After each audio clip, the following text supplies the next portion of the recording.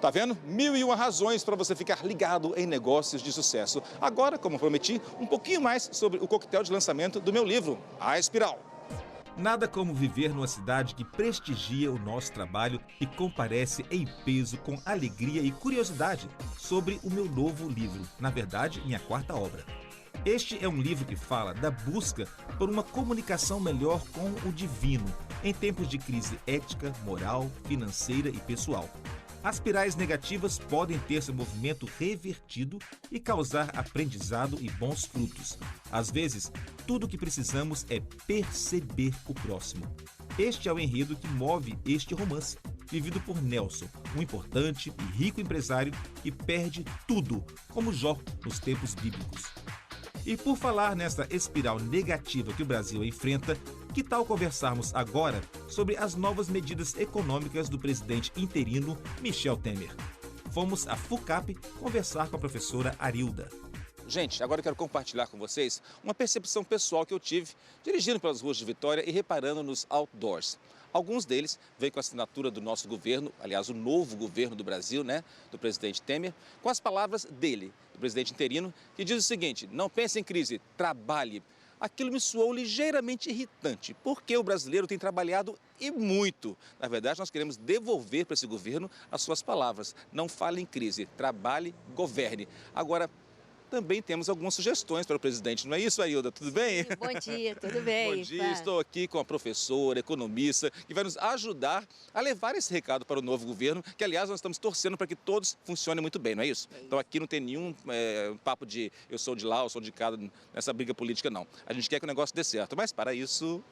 Para isso, o Brasil tem que tomar, o governo brasileiro tem que tomar muitas medidas. A minha interpretação é que a economia brasileira hoje, vamos fazer um paralelo com o ser humano. A economia brasileira hoje está enfrentando uma infecção generalizada. Os seus fundamentos estão todos trocados e ela está paralisada por conta disso. Chega de discurso, está na hora de fazer, agir, né?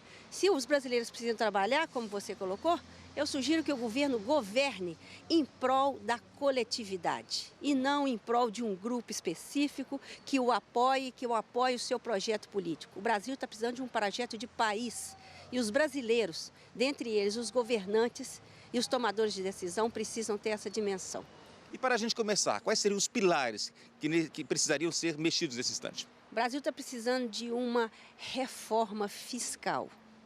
Essa reforma envolve a reforma trabalhista, a reforma das leis que vigora no mercado de trabalho, a reforma previdenciária, que são as leis que regulam as aposentadorias e as pensões, e a reforma administrativa, que é aquilo que define o tamanho do Estado, tá? A estrutura administrativa do Estado brasileiro. Por mais antipática que pareça essa ação de mexer na Previdência, ela é o remédio amargo que tem que se tomar agora. Ela é aquele antibiótico que você toma na veia quando está com infecção, que dói, que te dá desconforto, mas você sabe que quando o efeito dele passar, você vai estar melhor.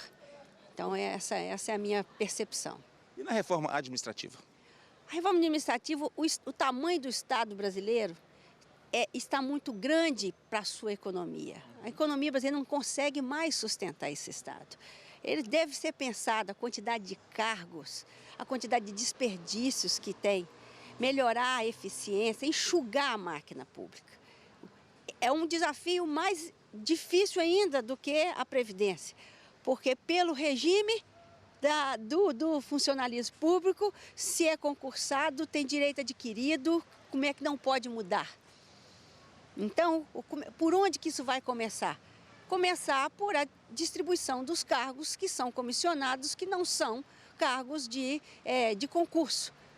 Então, sério, vamos pensar, avaliar, precisa essa quantidade de assessor, precisa dessa quantidade de suporte, se nós já temos técnicos que são concursados, pessoas que, em tese, têm a formação técnica para exercer aqueles cargos.